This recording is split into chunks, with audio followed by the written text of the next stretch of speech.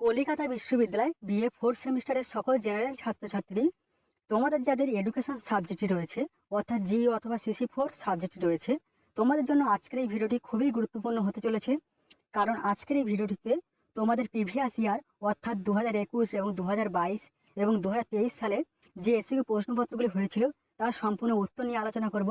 এবং তার সাথে তোমাদের এই শিক্ষাবিজ্ঞান সাবজেক্টের যে কটি অধ্যায় আছে সেই অধ্যায়গুলি থেকে বাছাই করা কিছু প্রশ্নপত্রগুলি রাখা হয়েছে, কিছু গুরুত্বপূর্ণ এসইকিউ প্রশ্নপত্র রাখা হয়েছে।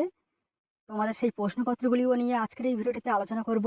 এসেছিল যে এসইকিউ প্রশ্নপত্রগুলি হয়েছিল তার উত্তরগুলি দেখে নাও। দেখো, প্রথম প্রশ্ন ছিল বহির্ভূতকরণ বলতে কি বোঝো? উত্তরটি দেখো, মানুষ সমাজবদ্ধ জীব, কিন্তু অনেক সময় বিভিন্ন কারণে ব্যক্তির সমাজ থেকে বিচ্ছিন্ন হয়ে যায় বা তাকে বিচ্ছিন্ন করে দেওয়া হয়। সাধারণভাবে সমাজ থেকে ব্যক্তির এই বিচ্ছিন্নতাকে বহির্ভূতকরণ বলা হয়। পরবর্তী প্রশ্ন, দ্বিতীয় প্রশ্ন রয়েছে অন্তর্ভুক্তিমূলক সমাজ গঠনের যে কোনো দুটি উপাদান লেখো। উত্তরটি হবে সংবাদপত্র, সাহিত্য, চলচ্চিত্র প্রভৃতি। পরবর্তী দেখো, 3 দাগে রয়েছে সেরিব্রাল পালসির সংজ্ঞা দাও। উত্তরটি দেখে নাও। উত্তরে বলা হয়েছে, দেখো, সেরিব্রাল পালসি হলো এক প্রকারের মস্তিষ্কে আঘাত যা জন্মের পূর্বে পরিণত প্রাপ্ত মস্তিষ্কে আঘাতজনিত কারণে ঘটে থাকে। 4 দাগের প্রশ্ন দেখো, অটিজমের যে কোনো দুটি সমস্যা লেখো। অটিজমের যে কোনো দুটি সমস্যা। উত্তরটি দেখো, প্রথম সমস্যা রয়েছে এক্ষেত্রে ব্যক্তি অন্য ব্যক্তির কথা ও অর্থ অনুধাবন করতে পারে না এবং নিজের বক্তব্যকে অন্যের নিকট প্রকাশ করতে পারে না। এবং দ্বিতীয় সমস্যা রয়েছে একই কাজে বারবার করতে দেখা যায় একই কাজ, যেমন একই অক্ষর বারবার লেখা, একই পাতা বারবার উল্টানো, একই বস্তু দিয়ে একই প্রকারের কাজ বারবার করে যাওয়া। পরবর্তী প্রশ্ন 5 দাগে রয়েছে তপশিলি উপজাতির ধারণা দাও। উত্তরে বলা হয়েছে, উত্তরটি দেখো, ভারতের তপশিলি উপজাতি এসটি বলতে বিভিন্ন আদিবাসী সম্প্রদায় বা উপজাতিকে বোঝায়, যেগুলি বিশেষ সুরক্ষা এবং সহায়তার জন্য সরকার কর্তৃক স্বীকৃত। তপশিলি উপজাতিগুলি ভারতীয় সংবিধানের 6ষ্ঠ তপশিলের তালিকাভুক্ত। বলা হয়েছে ভারতীয় রাষ্ট্রপতি 342 1 নম্বর ধারা অনুযায়ী তপশিলি উপজাতির নিম্নলিখিত বৈশিষ্ট্যগুলি থাকতে হবে। যেমন প্রথম বৈশিষ্ট্য রয়েছে আদিম চরিত্রের ইঙ্গিত থাকতে হবে, দ্বিতীয় হচ্ছে ভৌগোলিক বিচ্ছিন্নতা, এবং তৃতীয় রয়েছে সাধারণভাবে অন্য সম্প্রদায়ের সাথে যোগাযোগ করতে লজ্জাবোধ, এবং 4 দাগে রয়েছে স্বাতন্ত্র সূচক সংস্কৃতি এবং অনগ্রসরতা, এগুলি থাকতে হবে।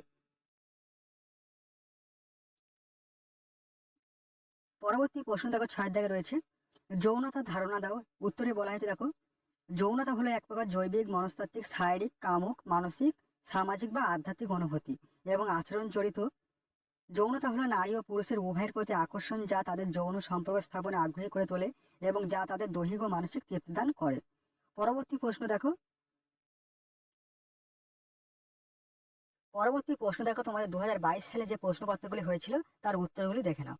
প্রথম প্রশ্ন ছিল অক্ষমতা কাকে বলে। উত্তরটি দেখো, শরীর গঠন ও অঙ্গ সংস্থানগত এবং পেশিগত কোনো অসুবিধা যদি কোনো শিশুর দৈনন্দিন জীবনে বিভিন্ন কাজকর্মে বিশেষ অসুবিধা সৃষ্টি করে, তখন তাকে বলা হয় অক্ষমতা।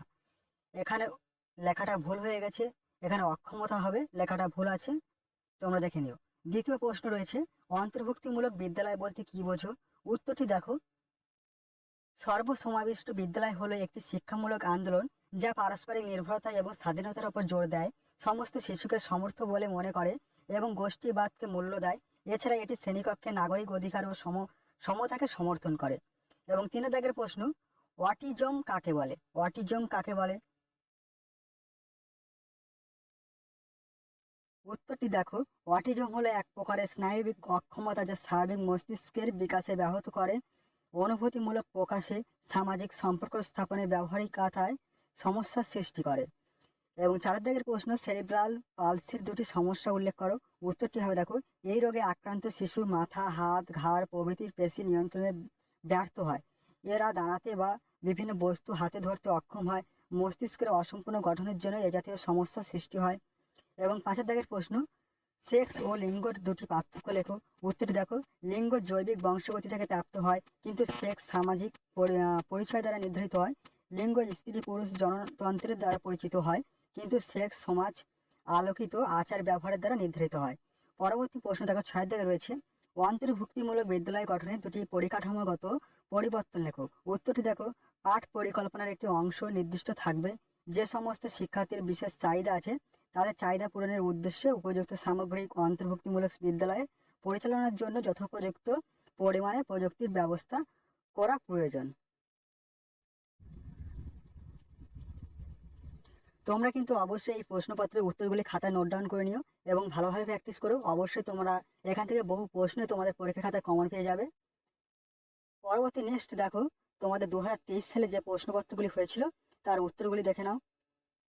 প্রথম প্রশ্ন ছিল, বিশেষ শিক্ষা ও সর্বসমাবেশ শিক্ষার মধ্যে দুটি পার্থক্য লেখো। উত্তরটি হবে, বিশেষ শিক্ষা হলো প্রকার ব্যতিক্রমী বুদ্ধিদীপ্ত মেধাবী প্রতিবন্ধী শিশুদের জন্য।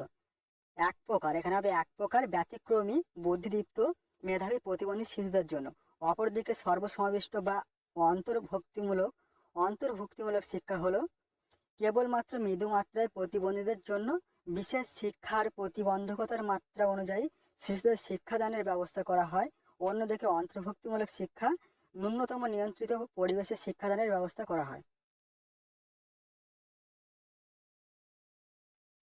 পরবর্তী দেখো, দ্বিতীয় প্রশ্ন রাখা হয়েছে, অক্ষমতা বলতে কি বোঝো? উত্তরটি হবে, শারীর গঠনের অঙ্গসংস্থানগত এবং পেশিগত কোনো অসুবিধা যদি কোনো শিশুর দৈনন্দিন জীবনে বিভিন্ন কাজকর্মে বিশেষ অসুবিধা সৃষ্টি করে তখন তাকে বলা হয় অক্ষমতা। এবং 3 দাগের প্রশ্ন, অটিজম কাকে বলে?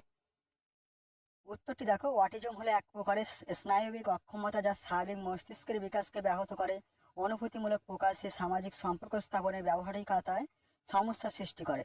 এবং 4 দাগের প্রশ্ন দেখো, সামাজিক অন্তর্ভুক্তিতে শিক্ষার ভূমিকা লেখো। উত্তরটি দেখো, শিক্ষার মাধ্যমে কৃষ্টিগত মিলন, পরস্পরের প্রতি আগ্রহ ও কৌতূহল, পরস্পরের ইতিহাস ও সংস্কৃতি জানা, এই সবই সম্ভব এবং শিক্ষা সকলকে একটি বন্ধন সূত্র করতে সাহায্য করে। 5 দাগের প্রশ্ন দেখো, বহু কৃষ্টিভিত্তিক সমাজ কি? উত্তরটি দেখো, যে সমাজে পাশাপাশি নানা কৃষ্টি জনগোষ্ঠী একত্রে বাস করে এবং সমাজের বিভিন্ন সম্প্রদায়ের ভাষা, সংস্কৃতি ও রীতিনীতির প্রতি সকলের শ্রদ্ধার মনোভাব প্রকাশ করে তাকে বহু কৃষ্টিভিত্তিক সমাজ বলে। এবং 6 দাগের প্রশ্ন, অন্তর্ভুক্তির সমাজ তৈরিতে দুটি গণমাধ্যমের নাম লেখো। উত্তরটি দেখো, সংবাদপত্র, টেলিভিশন বা দূরদর্শন। এই ছিল তোমাদের বিগত বছর অর্থাৎ প্রিভিয়াস ইয়ার 2021 এবং 2022 এবং 2023 সালের সম্পূর্ণ এসিকিউ প্রশ্নের উত্তর নিয়ে আলোচনা করা হলো। অবশ্যই তোমরা এই প্রশ্নপত্রগুলি ভালোভাবে খাতায় নোট ডাউন করে নিও এবং ভালোভাবে প্র্যাকটিস করো। অবশ্যই তোমরা এই প্রশ্নপত্রগুলি তোমাদের পরীক্ষার খাতায় কমন পাবে এবং তোমরা উপকৃত হবে। পরবর্তী দেখো, তোমাদের কিছু এক্সট্রা প্রশ্ন রাখা হয়েছে, বাছাই করে কিছু প্রশ্ন তোমাদের জন্য রাখা হয়েছে। তোমাদের পরীক্ষায় আসার সম্ভাবনা খুবই রয়েছে এই প্রশ্নপত্রগুলি। তোমরা অবশ্যই এই প্রশ্নপত্রগুলির উত্তরগুলিও খাতায় নোট ডাউন করে নিও এবং ভালোভাবে প্র্যাকটিস করো। দেখো, তোমাদের এক্সট্রা প্রশ্ন তোমাদের অধ্যায় ভিত্তিক করে রাখা হয়েছে। তোমাদের প্রথম অধ্যায় অন্তর্ভুক্তিমূলক শিক্ষার সংক্ষিপ্ত ইতিহাস, বিশেষ এবং সংহতিমূলক শিক্ষা। এখান থেকে তোমাদের যে কটি প্রশ্ন রাখা হয়েছে দেখো, প্রথম প্রশ্ন রাখা হয়েছে, বিশেষ শিক্ষা কাকে বলে? উত্তরটি হবে, ব্যতিক্রম ধর্মী শিশুদের চাহিদা মেটানোর জন্য যে শিক্ষার ব্যবস্থা প্রয়োজন তাকেই বিশেষ শিক্ষা বলে। দ্বিতীয় প্রশ্ন, বিশেষ শিক্ষা ব্যবস্থা দুটি সমস্যা লেখো। উত্তরটি হবে, উপযুক্ত শিক্ষণের পরিকাঠামোর অভাব এবং ভৌগোলিক বাধা। এবং তৃতীয় প্রশ্ন, শ্রবণ প্রতিবন্ধকতা বলতে কি বোঝায়? উত্তরটি হবে দেখো, যে সকল শিশুদের শ্রবণ ক্ষমতা সাধারণভাবে থাকে না বা বিনষ্ট হয়ে যায় অথবা শ্রবণ যন্ত্রের ব্যতীত পরিপার্শ্বের সঙ্গে মিথস্ক্রিয়া করতে পারে না তাদের শ্রবণ প্রতিবন্ধী বলা হয় এবং এই সমস্যাটি শ্রবণ প্রতিবন্ধকতা বলা হয়। এই সমস্যাটিকেও শ্রবণ প্রতিবন্ধকতা বলা হয়। পরবর্তী প্রশ্ন 4 দাগে, বুদ্ধিদীপ্ত শিশু কাকে বলে? উত্তরটি হবে, বুদ্ধিদীপ্ত শিশু হলো তারাই যারা সাধারণত অতি ইন্টেলিজেন্ট কোয়াটেন্ট বা আইকিউ সম্পন্ন হয়ে থাকে। সাধারণত এদের আইকিউ 130-এর বেশি হয়ে থাকে। বিভিন্ন জটিল বিষয়ের সমাধান, কর্মে পটুত্ব, ক্ষিপ্রতা, বিশ্লেষণী ক্ষমতা প্রভৃতির অন্যদের তুলনায় বুদ্ধিদীপ্ত শিশুদের বেশি থাকে। এবং 5 দাগের প্রশ্ন, সংহতিমূলক শিক্ষার দুটি সমস্যা লেখো। উত্তরটি হবে, অভিভাবকদের সহযোগিতামূলক মানসিকতার অভাব এবং শিক্ষকদের যথার্থ উদ্যোগের অভাব ও উপযুক্ত পরিমাণে আর্থিক সহায়তার অভাব। এই ছিল তোমাদের প্রথম অধ্যায় থেকে মাত্র 5টি প্রশ্ন। এবার চলো তোমাদের দ্বিতীয় অধ্যায়, তোমাদের অন্তর্ভুক্তিকরণ, একটি ধারণাগত রূপরেখা। দ্বিতীয় অধ্যায় থেকে যে গুরুত্বপূর্ণ এসিকিউ প্রশ্নপত্র রাখা হয়েছে তার উত্তরগুলি দেখে নাও। প্রথম প্রশ্ন, অন্তর্ভুক্তিমূলক শিক্ষা কাকে বলে? উত্তরটা হবে বিশেষ চাহিদা সম্পন্ন শিশুদের যে পদ্ধতিতে মূল স্রোতে ফিরিয়ে আনার মাধ্যমে শিক্ষার মূল ক্ষেত্রে নিয়ে আসা হয় তাকে অন্তর্ভুক্তিমূলক বা সর্বসমাবিষ্ট শিক্ষা বলা হয়। সর্বসমাবিষ্ট শিক্ষা বলা হয়। তোমাদের এই অন্তর্ভুক্তিমূলক শিক্ষার আরেক নাম হচ্ছে সর্বসমাবিষ্ট শিক্ষা। দ্বিতীয় প্রশ্ন দেখো, অন্তর্ভুক্তিমূলক শিক্ষাক্ষেত্রে দুটি বাধা লেখো। উত্তরটি হবে মানসিকতাগত বাধা। ভারতবর্ষের বুকে অক্ষমতা আইনসিদ্ধ হওয়ার পরেও সমাজের সর্বস্তরে অক্ষম বা বিশেষ চাহিদা সম্পন্নদের শিক্ষার আয়তায় নিয়ে আসার ক্ষেত্রে মানসিকতাগত বেশ কিছু সমস্যার সম্মুখীন হতে হয়। এবং দ্বিতীয় বাধা রয়েছে দেখো সমস্যা, ব্যক্তিগত ক্ষেত্রে অর্থনৈতিকতা বাধা। অর্থনৈতিকতা বাধা। এই দেশের একটা বড় অংশ আজও দরিদ্র সীমার নিচে বাস করে। দৈনন্দিন জীবনে বেঁচে থাকাটাই তাদের কাছে একটা বড় লড়াই, যেখানে ছেলে মেয়েদের বিদ্যালয়ে পাঠানো একটা বড় অংশের কাছে বিলাসিতা বলে গণ্য করা হয়। ফলে অর্থনৈতিক অসঙ্গতি অন্তর্ভুক্তিমূলক শিক্ষার ক্ষেত্রে অনেক সময় বাধা সৃষ্টি করে। তৃতীয় প্রশ্ন, ডেলোরাস কমিশনের প্রতিবেদন অনুযায়ী শিক্ষার 4টি স্তম্ভ কি কি? উত্তরটি হবে জানার জন্য শিক্ষা, কর্মের জন্য শিক্ষা, মানুষ হয়ে ওঠার শিক্ষা এবং একসঙ্গে বাঁচার শিক্ষা। 4 দাগের প্রশ্ন, WHO হু এর সম্পূর্ণ অর্থ কি? উত্তরটি হবে ওয়ার্ল্ড হেলথ অর্গানাইজেশন। এবং 5 দাগের প্রশ্ন, অন্তর্ভুক্তিমূলক শিক্ষার শর্তগুলো কি কি? উত্তরটি হবে সংযুক্তিকরণ, বৈষম্যহীনতায় একত্রীকরণ, পর্যায়করণ, বিদ্যালয় তথা সমাজের সর্বজনীন গঠন এবং সম্পদের তাৎপর্যময় ব্যবহার। পরবর্তী অধ্যায় দেখো, তোমাদের তৃতীয় অধ্যায় থেকে যে গুরুত্বপূর্ণ প্রশ্নগুলি রাখা হয়েছে সেগুলি দেখে নাও। তোমাদের তৃতীয় অধ্যায় হচ্ছে ভিন্নভাবে সক্ষম ও শিখন প্রতিবন্ধকতা এবং অন্যান্য প্রসঙ্গ। এখান থেকে তোমাদের যে প্রশ্নগুলি রাখা হয়েছে দেখে নাও। দৃষ্টি প্রতিবন্ধকতা কাকে বলে? প্রথম প্রশ্ন, দৃষ্টি প্রতিবন্ধকতা বলতে কি বোঝো?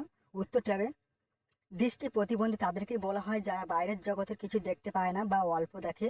যারা অল্প দেখে তাদের ক্ষীণ দৃষ্টি সম্পন্ন বলা হয়। অপরদিকে যারা কিছু দেখতে পায় না তাদের দৃষ্টি শক্তিহীন বা অন্ধ বলা হয়।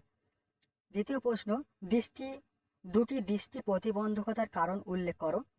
উত্তরটি দেখো বংশগত কারণ, বিভিন্ন জিনবাহিত ত্রুটির কারণে শিশুর মধ্যে দৃষ্টি প্রতিবন্ধকতা আসে।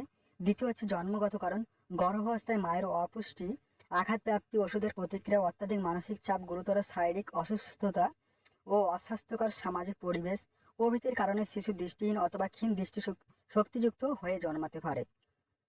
পরবর্তী দেখো 3 দাগের প্রশ্ন, শ্রবণ প্রতিবন্ধকতার দুটি কারণ লেখো। উত্তরটি হবে বংশগত কারণ। প্রথম কারণ, কারো কারো মতে বধিরতা বংশগত কারণে দেখা যায়। সেক্ষেত্রে পিতামাতার বধির হলে সন্তানেরা বধির হতে পারে। দ্বিতীয় হচ্ছে অপুষ্টি ও অসামঞ্জস্যতা। যদি পিতামাতার রক্তের সামঞ্জস্যতা না থাকে এবং গর্ভবতী মা অপুষ্টিতে ভোগেন তাহলে সন্তান বধির হয়ে জন্মাতে পারে। পরবর্তী প্রশ্ন দেখো 4 দাগে, সেরিব্রাল পালসির দুটি বৈশিষ্ট্য লেখো। উত্তরটি হবে 1, খাওয়া দাওয়া এবং পোশাক পরায় সমস্যা হয়। 2, কোনো বস্তু ধরা বা তোলা বা রাখার ক্ষেত্রে সমস্যা দেখা দেয়।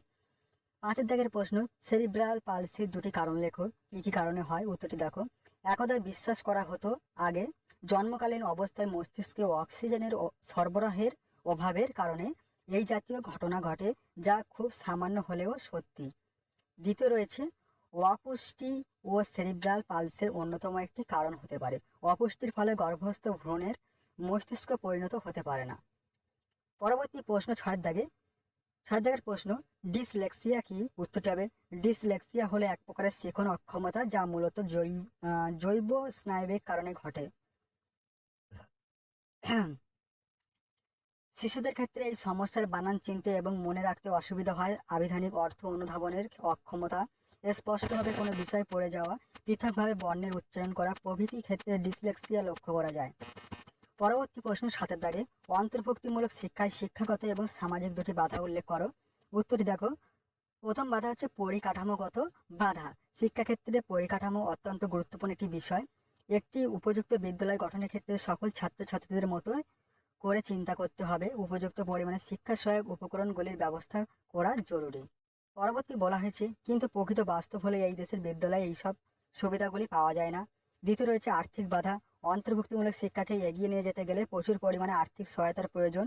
এই সামান্য আর্থিক পরিস্থিতিতে অন্তর্ভুক্তিমূলক শিক্ষা কখনোই তার লক্ষ্যে উপনীত হতে পারে না।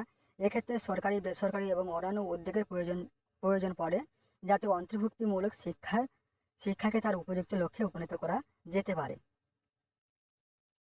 পরবর্তী অধ্যায় দেখো 4 নম্বর অধ্যায়, সমাজচ্যুতি, সামাজিক প্রতিবন্ধকতা এবং অন্তর্ভুক্তিমূলক শিক্ষা। এখান থেকে যে প্রশ্নগুলি তোমরা করবে, 1, সামাজিক অনগ্রসর শিশু বলতে কি বোঝায়? উত্তর দেখো, সামাজিকভাবে অনগ্রসর শিশু হলো তারাই যারা জাতিগতভাবে এবং সংস্কৃতিগতভাবে অন্যান্য শিশুদের থেকে পিছিয়ে পড়েছে। তাদের এই পিছিয়ে পড়ার পিছনে রয়েছে একটি সুদীর্ঘ ইতিহাস।